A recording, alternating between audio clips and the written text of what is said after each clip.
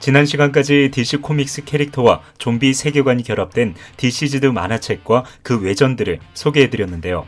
오늘은 DC즈드 후속작이자 히어로들이 좀비 치료제를 찾아가는 과정을 그리고 있는 DC즈드 데드 플래닛 만화책을 소개해드릴 생각입니다.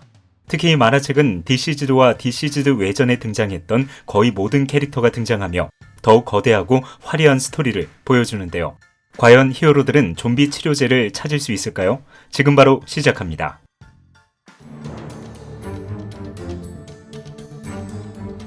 지구에 좀비 바이러스가 퍼진 지 5년이 지났습니다.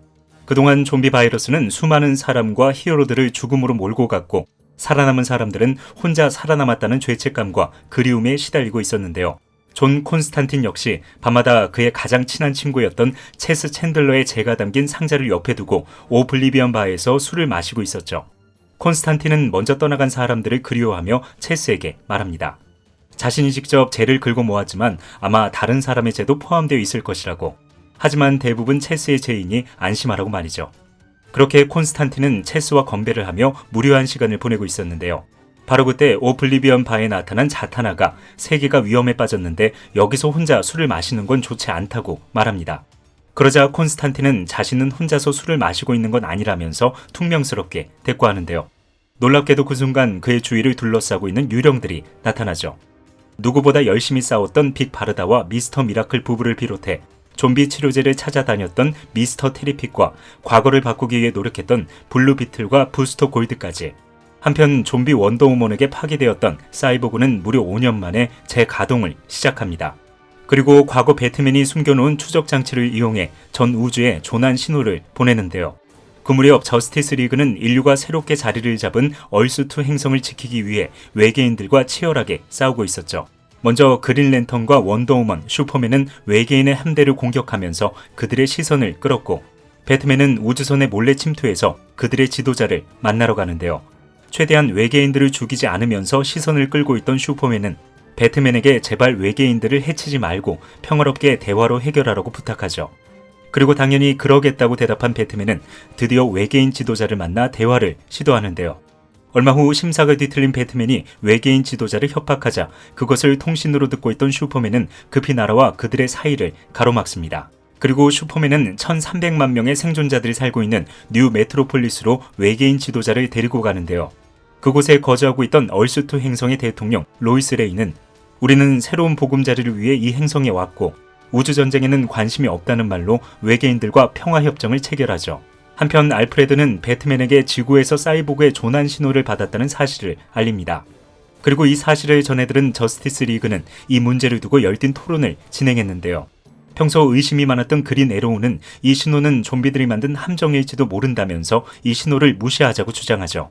하지만 대부분의 히어로들은 옛 친구를 구출하고 싶어 했고 지구도 그리워했기 때문에 결국 저스티스 리그는 사이보그를 찾아 지구로 떠나기로 합의를 보게 됩니다. 그리고 슈퍼맨이 자신의 어머니 로이스 레인에게 인사를 하고 그린 에로우가 그린 랜턴에게 크립토나이트 검을 받으면서 모든 준비를 끝낸 저스티스 리그는 무려 5년 만에 지구로 여행을 떠나죠.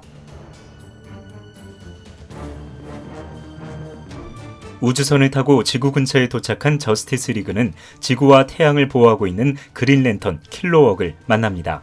그리고 그를 통해 아직도 좀비 슈퍼맨이 태양을 흡수하고 있다는 사실을 알게 되죠.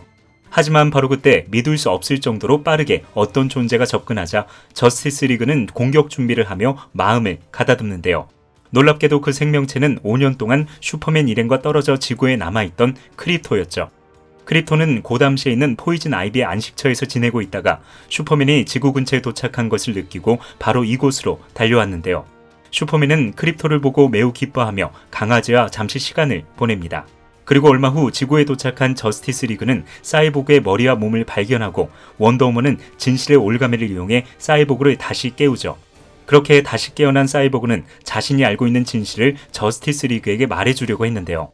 바로 그때 주변을 정찰하고 있던 호크걸이 나타나 약 10분 거리에 좀비 무리가 포착된다면서 빨리 이곳을 벗어나야 된다고 경고합니다. 그러자 저스티스 리그는 사이보그의 머리와 몸을 들고 빠르게 우주선으로 향하는데요. 그들이 우주선에 거의 도착한 순간 누군가에 의해 우주선이 무참하게 파괴되죠. 그리고 먼지가 거치고 나타난 좀비 원더우먼은 이미 그린 에로우를 좀비 바이러스에 감염시켰고 그것을 본 그린 랜턴은 분노하며 원더우먼에게 달려갑니다. 그렇게 그린 에로우는 점차 좀비로 변해갔고 그린 랜턴은 눈물을 흘리며 원더우먼에게 무차별적인 공격을 퍼붓죠. 그리고 그린 랜턴은 크립토나이트 검으로 원더우먼을 죽이려고 하는데요. 바로 그때 슈퍼맨이 그들 사이를 가로막으면서 슈퍼맨과 원더우먼의 어깨에 크립토나이트 검이 관통되죠. 그리고 슈퍼맨은 좀비 치료제가 있다는 놀라운 사실을 털어놓습니다.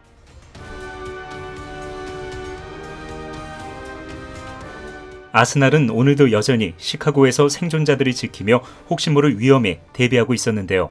갑자기 좀비들이 몰려오자 그는 생존자들에게 안으로 들어가라고 소리칩니다.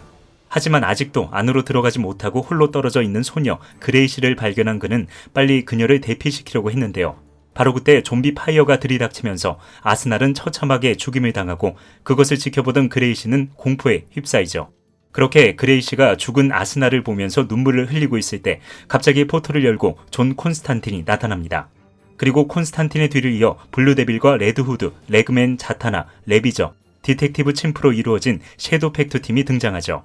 섀도우 팩트 팀은 등장하자마자 주변에 있는 좀비들을 학살하기 시작합니다.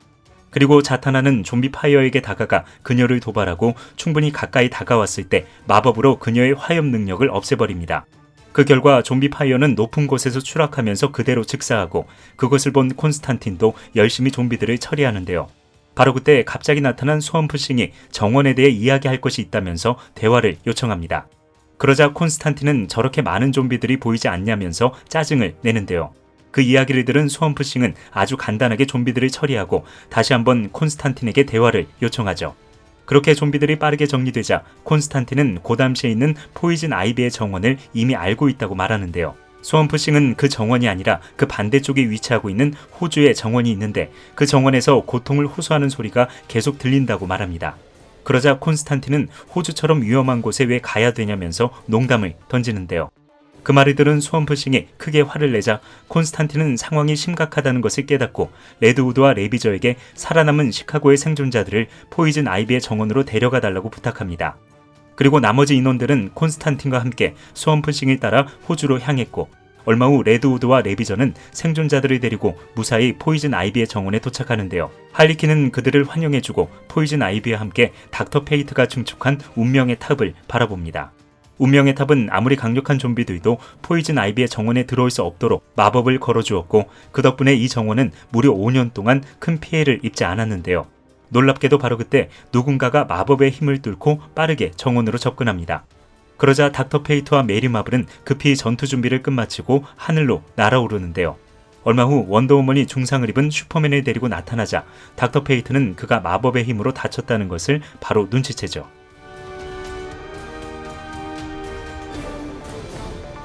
얼스2 행성에서 온 저스티스 리그 멤버들이 포이즌 아이비의 정원에 뒤늦게 합류하고 배트맨도 배트맨 패밀리인 레드후드와 배트걸을 만나 오래간만에 회포를 푸는데요.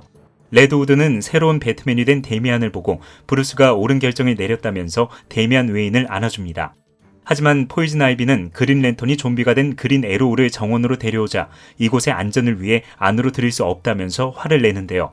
그 말을 들은 그린 랜턴은 사랑하는 그린 에로우를 절대로 버릴 수 없다고 판단하고 그와 함께 조용히 그곳을 떠나버리죠.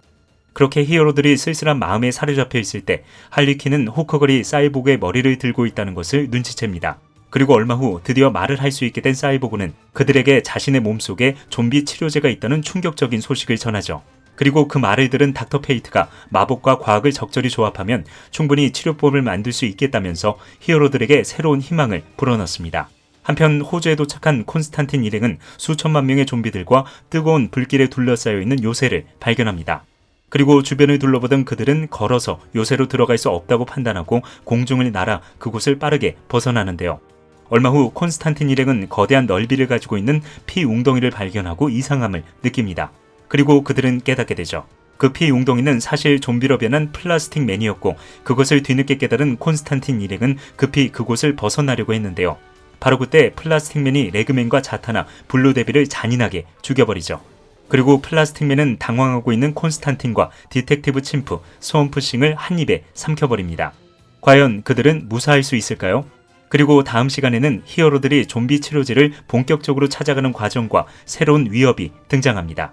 따라서 오늘 영상이 재미있었다면 다음 영상도 기대해 주시기 바랍니다. 지금까지 휘파라치였습니다.